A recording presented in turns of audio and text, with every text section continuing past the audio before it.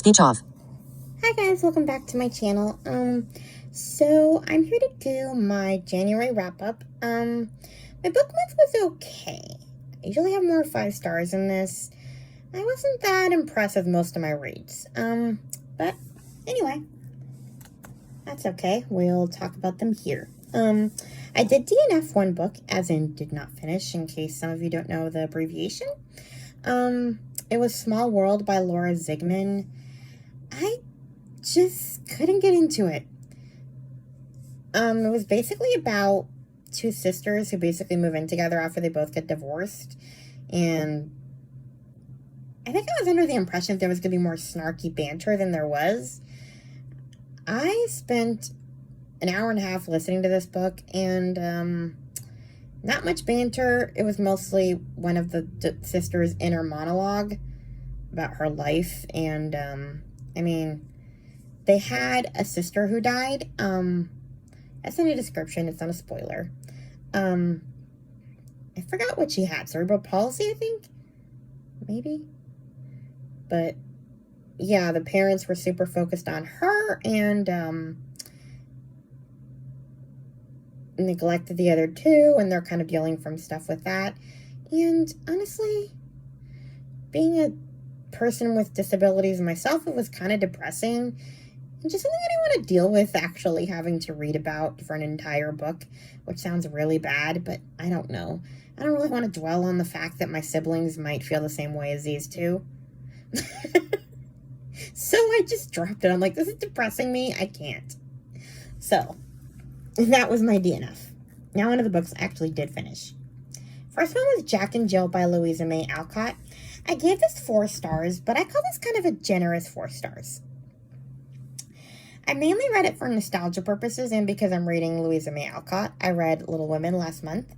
And this one, I saw it as a suggestion on Audible, so I got it because I used to love it as a kid.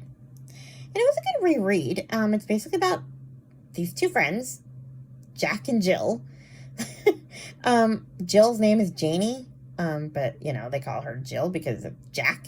They're best friends. I actually don't even think Jack is Jack's real name, but that's what they call him too. Anyway, they basically get in a sledding accident and get really, really injured. Jack, like, breaks his leg, and Jill, has, I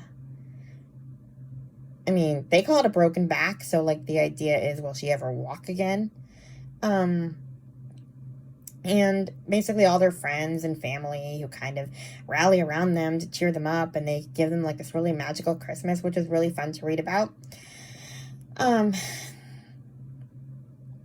yeah, I gave it 4 stars for the nostalgia, but there were some parts that as a kid I wouldn't have noticed were problematic, but now as an adult I'm just like, oh, stop saying the word heathen. Stop saying heathen. And they were, like, the girls, like Jill and some of her friends wanted to be missionaries and convert people, like, and quote-unquote civilize them. Now, I have no problem with religious missionaries at all.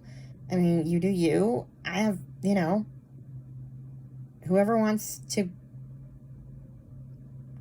convert to Christianity will. But the term heathens and, I was just like, stop saying that. It just rubbed me the wrong way. And then, I don't know, it was just more preachy than I remembered it being. So, I don't know. It was good. Like, I liked it for the nostalgia, and I forgot that one of the characters dies, so that was startling. But all in all, I did enjoy it. So I gave it 4 stars for the enjoyment factor, even though there was some problematic bits. So, the next few are their American Girl books. I listened to this podcast called Dolls of Our Lives. Basically, they discuss the American Girl books, book by book. They review them.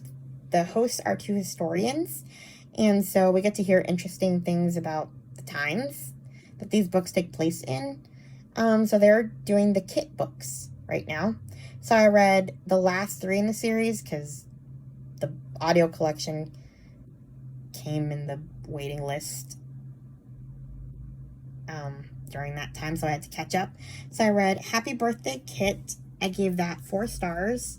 Kit Saves the Day, I gave 3 stars. And Changes for Kit, I gave 4 stars. I'm not going to describe those because that's a series and that would be spoiling. So I will leave those there. And truly, I don't think you're that invested in American Girls. But I enjoyed them for the, I read those as a kid. Actually, Mom read them to me. So it was interesting to hear them on audio. But I did want to know if anybody knew of a place where I can get the some of the American Girl books digitally. Because there are some that I can't find on audio. They don't have all of them on audio. Like the collections. I think there's a bunch of new ones. And I can't find them anywhere digitally either. So I was wondering if you knew how I could acquire digital copies. Because I'm pretty sure that Kit is the last one of the ones that are available on audio, and I'm going to miss this podcast. And I want to keep up with it, but I can't. Well, I mean, I guess I could, but I am not interested in listening to book reviews about books I've never read. I need to read the book. So, if anybody could help me out, that would be great. Next is The Adults by Caroline Hulls. 3 stars. Okay. This was supposed to be a comedy, and it just enraged me instead. It's about this divorced couple, or divorced parents, who decide that their daughter Scarlett needs a family Christmas, and so they decide to bring themselves, Scarlett, and their new partners to some, mountain Christmassy resort for Christmas and be quote-unquote adults about it for Scarlett. And the beginning of the book shows a call to the police because somebody was injured. And so, honestly, the only reason I read through the end of the book, even though I hated all the adults in this book, is because I needed to know what happened and if this person died or not. If it wasn't for the beginning of the book, like the prologue where it shows that there was a call to the police and there was injury and all that stuff, if it wasn't for that, I would have, probably dumped this book because the only people that were likable were Scarlett and Posey, the imaginary rabbit. Justice for Posey, the imaginary rabbit. Because everybody kept insulting Posey, and Scarlett's mom annoyed me in particular because she only wanted Scarlett to not talk to Posey because her boyfriend thought that she was too old for imaginary friends. Buzz off, Patrick. Go away and go do some fitness or whatever you do and leave Posey the rabbit alone. Justice for Posey the rabbit. So yeah, there's that book. 3 stars. Ugh. Next is Unwanted by Kathy Glass. 4 stars. So Kathy Glass is a foster carer in the UK, and she writes memoirs about the different kids she fosters. This is her newest one. It's a mother and baby placement, Laura and her baby Arthur, and basically Kathy has to assess them to see if she can parent her kid. If not, he gets taken away. So yeah, it wasn't as remarkable as her other books. I don't know, I didn't get quite as invested in this one. I think because I didn't really like Laura that much, and I don't know. You sort of just fall in love with some of the kids in these books, and especially when you find out some of the horrific things that happen to them. And you fall in love with Kathy's family, too. I think that's partly what was missing from this book, too, the family aspect, because it took place during COVID, so it was really just Kathy, her daughter, Paula. There wasn't the usual, family thing in it.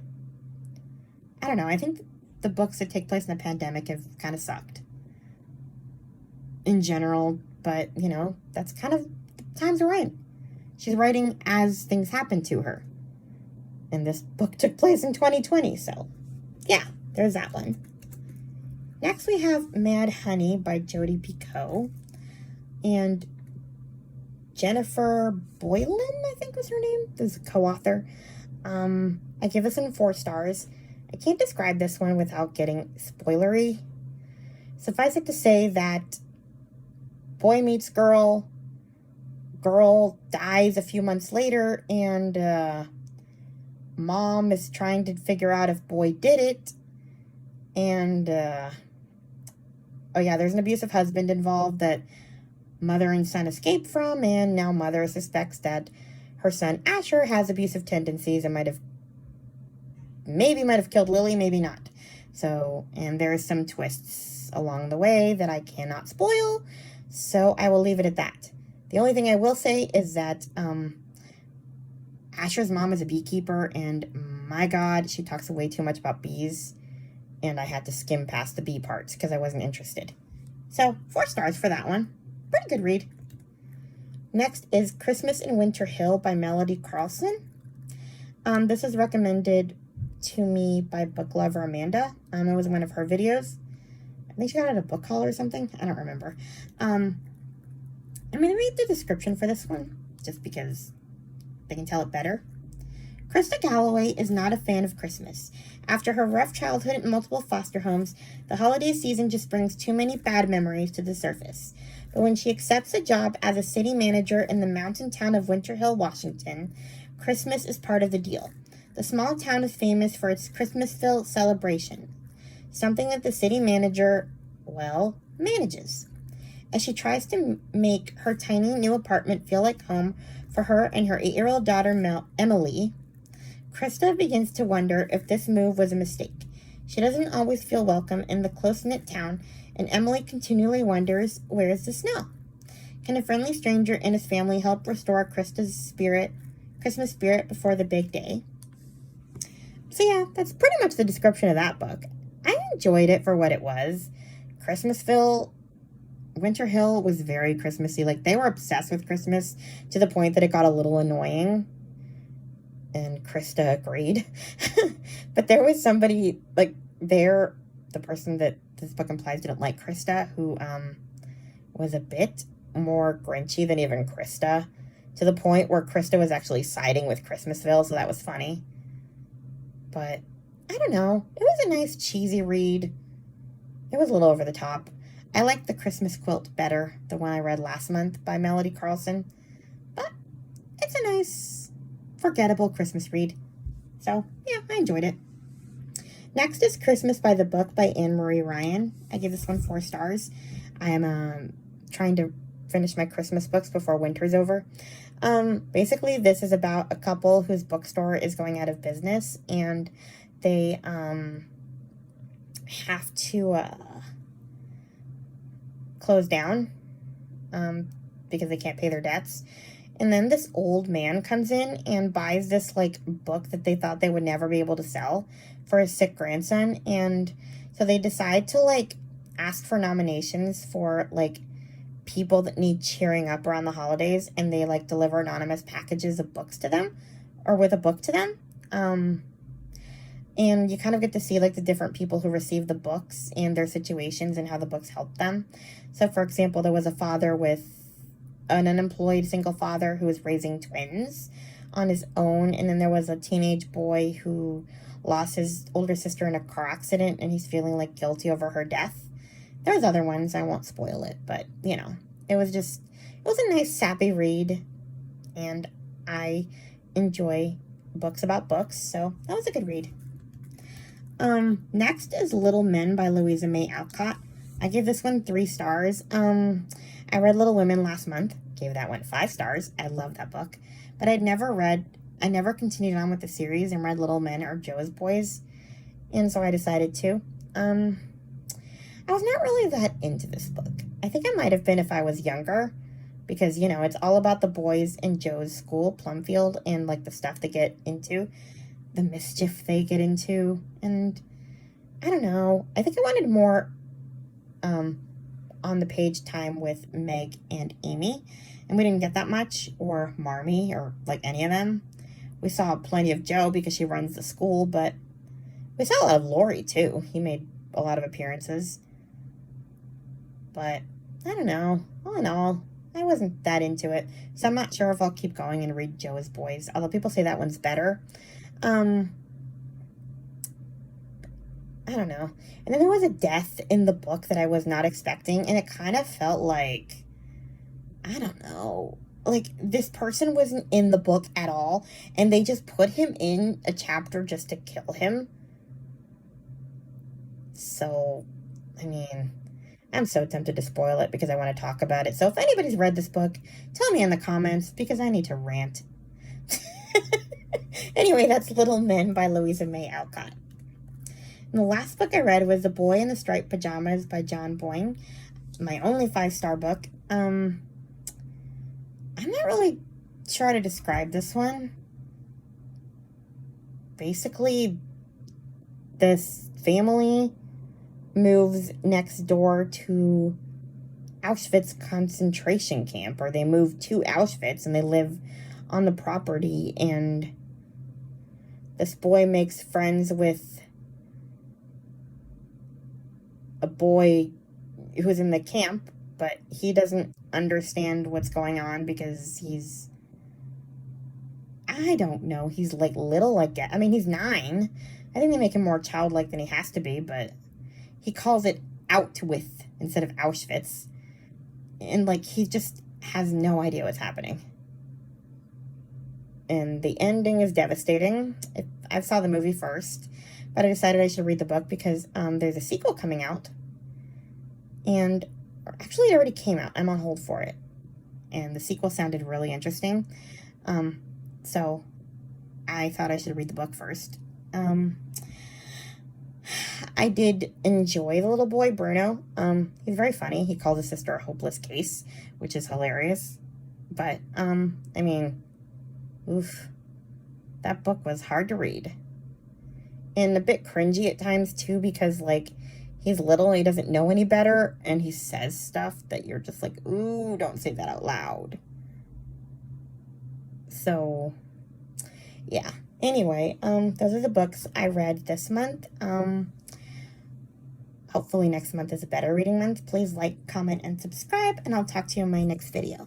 Bye! Speech on. Stop recording video.